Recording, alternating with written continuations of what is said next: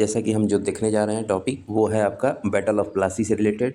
तो उससे पहले थोड़ा सा मैं आपको इंट्रोडक्शन दे दूं कि आफ्टर लेटर मुग़ल यानी कि औरंगज़ेब के बाद अगर हम देखें तो जो कुछ आपके जो प्रोविंसेस थे वो अपने आप को इंडिपेंडेंट कर लिए थे। जैसे उसमें बंगाल था, हैदराबाद था और बहुत सारे छोटे छोटे प्रोविंसेस थे जो कि अपने आप को इंडिपेंडेंट कर चुके थे।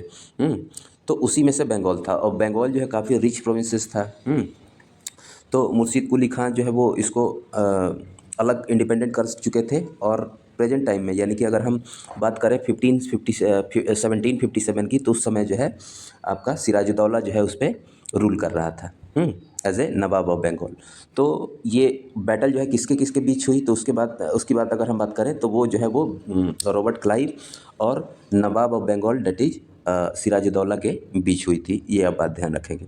इंट्रोडक्शन में ये देखते हैं कि जो जगत सेठ ब्रदर थे वो जो है वो कहीं ना कहीं जो सिराज को हटाने की एक साजिश के तहत ये युद्ध हुआ था, जिसमें कि कॉजेज़ थे कि मिसयूज़ ऑफ दस्तक, जो ईस्ट इंडिया कंपनी थी जो मिसयूज़ ऑफ दस्तक करती थी। दस्तक हम देखेंगे कि क्या होता है। और जो सॉवरेनिटी थी नवाब की उसको चैलेंज करने का काम जो है ब्रिटिश ईस्ट इंडिया कंपनी कर रही थी। तो इसके चलते जो है ये युद्ध हुआ था। तो अगर हम ओरिजिन ऑफ कॉन्फ्लिक्ट देखें तो वही बताया कि फ़ारूक सियार जो फरमान दिए थे जिसके थ्रू ईस्ट इंडिया कंपनी को क्या था कि अलाउ था कि वो जो है ड्यूटी फ्री ट्रेड कर सकते हैं। तो अगर हम दस्तक देखें तो दस्तक क्या था, एक दस्तक जो है एक डॉक्यूमेंट होता है जो ये सर्टिफाई करता है कि आप जो है क्या कर सकते हैं, ड्यूटी फ्री ट्रेड कर सकते हैं। लेकिन ब्रिटिशर्स इसको तो कर ही रहे थे। इसके अलावा वो लोग क्या कर रहे थे, इसके अलावा वो लोग ये कर रहे थे कि वो जो है कहीं ना कहीं जो नवाब की अथॉरिटी थी उसको भी कम करने का, उनके पावर को जो है कम करने का मिसयूज़ कर रहे थे। तो फिर हम अगर देखें तो ईस्ट इंडिया कंपनी थी, उसके पर्सनल जो थे वो आपके प्राइवेट ट्रेड में इंटरफेयर कर रहे थे। यानी कि प्राइवेट ट्रेड में वो लोग चाहते थे ज़्यादा से ज़्यादा रेवेन्यू जो है वो हमें एक्सट्रैक्ट हो पाए, ठीक है, यहाँ से बंगाल से।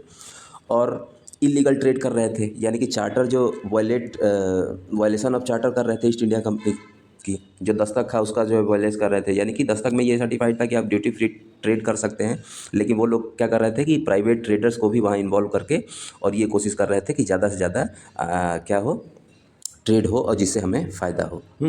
तो इसी में सिराज जो है वो सिराजुद्दौला जो है वो क्या हो जाते हैं, गुस्सा हो जाते हैं और वो जो है मिसयूज़ ऑफ दस्तक के ख़िलाफ़ अपनी आवाज़ उठाते हैं। और कई बार जो है जैसे कि कृष्ण बल्लभ को जो है फ्रॉड घोषित कर दिया था सिराज ने। इससे जो है ईस्ट इंडिया कंपनी जो है वो क्या हो गई थी, गुस्सा हो गई थी। और इसके चलते रॉबर्ट क्लाइव जो है क्या करता है कि वो इवेंट अगर हम देखें तो Siraj remove EIC from the Calcutta and Clive take back to Calcutta. तो सिराज और रॉबर्ट क्लाइव के बीच में ही बेसिकली युद्ध होती है। तो सिराज जो है अटैक करता है, कैप्चर कर लेता है कलकत्ता को। और ब्लैक होल ट्रेजेडी का नाम जो हम सुने होंगे, तो ब्लैक होल ट्रेजेडी है यहाँ होती है, और जिसमें कि 30 ब्रिटिश, ऐसा माना जाता है कि 30 ब्रिटिशर्स जो है वो मतलब मर जाते हैं सफोकेशन के चलते।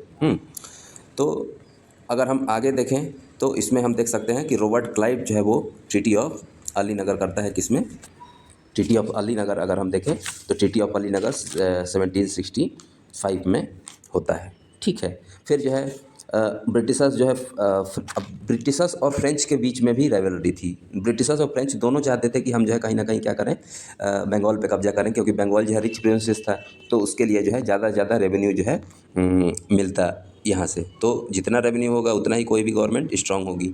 तो अगर हम देखें तो जो इवेंट होता है बैटल ऑफ प्लासी जो होता है वो 1757 में होता है, जिसमें कि मीर जाफ़र जो कि कमांडर था, मीर जाफ़र जो कि कमांडर था मिलिट्री का सिराजुद्दौला का, वो जो है उसके कहने पे जो है जो बंगाल की आर्मी है वो पार्टिसिपेट करने से मना कर देती है युद्ध में। तो इस तरीके से इसकी यानी कि सिराजुद्दौला की जो है वो हार होती है, कैप्चर कर लिया जाता है और मीर जाफ़र को जो है नवाब बना दिया जाता है, ठीक है।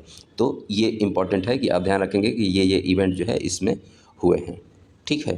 फिर अगर हम इम्पैक्ट देखें कि क्या इम्पैक्ट हुआ इस बैटल ऑफ प्लासी का, तो उसमें सबसे पहले इम्पैक्ट अगर हम देखें तो ये जो है सुपरमेसी ऑफ EIC अगर कह सकते हैं कि ये पॉलिटिकल सुपरमेसी हो गई, यानी कि ये पॉलिटिकल पूरा कंट्रोल जो है बंगाल पे कहीं ना कहीं EIC का हो गया था। और मीर जाफ़र जो है वो पॉपेट एज ए पॉपेट नवाब जो है बैठा दिया गया था, जिसको ब्रिटिश गवर्नमेंट जो कहती है वो करता है। पॉपेट का मतलब ही वही होता है।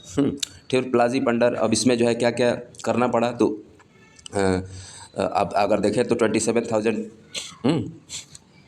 2,75,000 जो है पाउंड्स उनको पे करना था। और जो पहले जो है ट्रेड करने के लिए आपकी जो ईस्ट इंडिया कंपनी जो है क्या लाती थी, पैसा या गोल्ड के रूप में लाती थी यहाँ पे, अब जो है उसको उसकी ज़रूरत नहीं पड़ी और दस्तक को फाइनली क्या कर दिया गया, अब जो है पूरा कंट्रोल जो है ब्रिटिशर्स के ऊपर ही आ गया। और ब्रिटिश जो है अपनी तरीके से अब जो है कंट्रोल करने लगे। फिर देखा जाता है कि मीर जाफ़र जो है वो क्या करता है, now Mir Jafar could not पे मोर मनी टू ऐसी, यानी कि एक समय आता है जिसमें देखा जाता है कि अब जो है मीर जाफ़र भी मना कर देता है कि इतना यहाँ के लोगों का ही रिसोर्सेज को हम यूज़ करके और उनको इतना प्रताड़ित करके और जो है कहीं ना कहीं ड्रेन कर रहे हैं अपनी पैसे को किसके किसके लिए, ब्रिटिशर्स के लिए, ईस्ट इंडिया कंपनी के लिए। तो फिर उसको भी रिप्लेस कर दिया जाता है किससे, मीर कासिम से, जो कि नेक्स्ट नवाब बनता है। ठीक है, फिर कॉन्फ्लिक्ट होता है मीर कासिम और ईआईसी के over the misuse of Dastak. फिर हम देखेंगे अगले लेक्चर में कि जो है बैटल ऑफ बक्सर होता है, उसके क्या क्या कारण थे हम देखेंगे। तो वीडियो को ज़्यादा से ज़्यादा लाइक करिए, सब्सक्राइब करिए, शेयर करिए और अपना सजेशन जो है कमेंट के माध्यम से आप दे सकते हैं। तो आज के लिए इतना ही, धन्यवाद।